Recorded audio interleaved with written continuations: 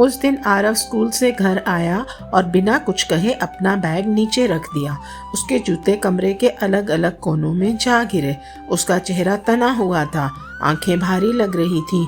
उसकी माँ रसोई से बाहर आई। क्या हुआ? कुछ नहीं, उसकी आवाज़ तेज थी।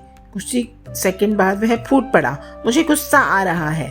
उसकी माँ ने तुरंत कहा, ऐसा नहीं कहते, अच्छे बच्चे गुस्सा नहीं करते।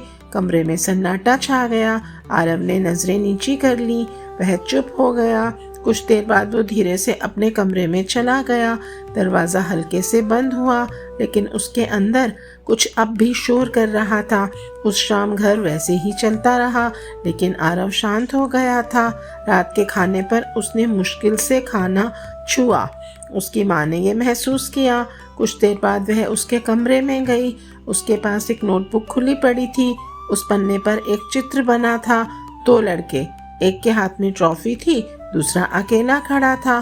पेंसिल के गहरे निशान कागज पर जोर से दबाए गए थे। वह उसके पास बैठ गई।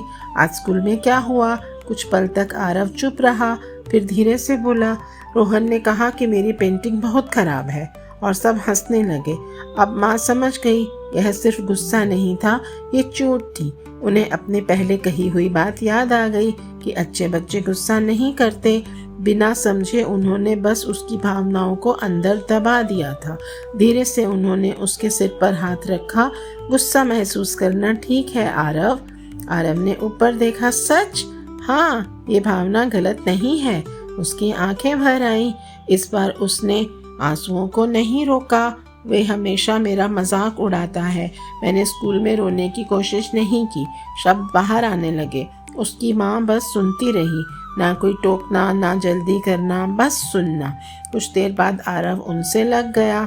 अब अच्छा लग रहा है। उसकी माँ हल्के से मुस्कुराई। कभी कभी बच्चों को जवाब नहीं चाहिए होते, उन्हें सिर्फ एक जगह चाहिए होती है।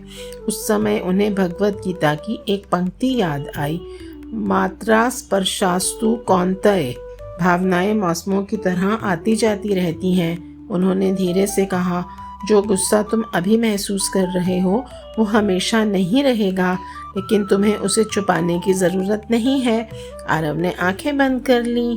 गुस्से को शब्द मिल गए थे, दर्द को जगह मिल गई थी, और धीरे धीरे वह गुजरने लगा। लाइट बंद करने से पहले उसकी माँ ने फुसफुसाकर कहा, अगली बार जब गुस्सा आए तो मेरे पास आ जाना। आरव ने उनींदी आंखों से सिर हिला दिया, और उस दिन पूरे दिन में पहली बार उसका चेहरा फिर से हल्का लग रहा था। Joy of Gita.